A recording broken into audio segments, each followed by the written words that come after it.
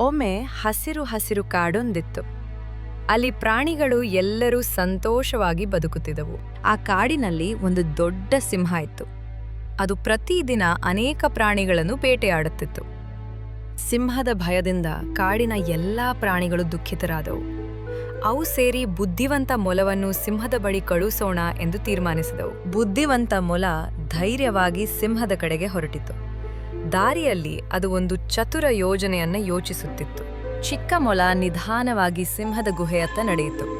ಅದರ ಮನಸ್ಸಿನಲ್ಲಿ ಒಂದು ಬುದ್ಧಿವಂತ ಉಪಾಯ ರೂಪುಗೊಂಡಿತ್ತು. ಮೊಲ ಸಿಂಹದ ಮುಂದೆ ನಿಂತಿತು.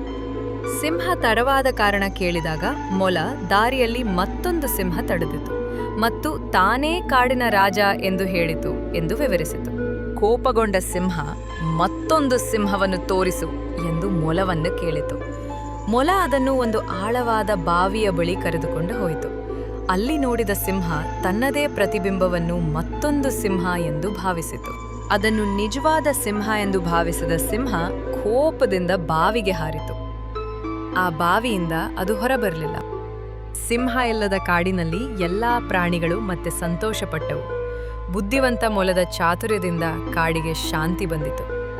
ಮಕ್ಕಳೇ, ಬಲಕ್ಕಿಂತ ಬುದ್ಧಿಯೇ ಶ್ರೇಷ್ಠ.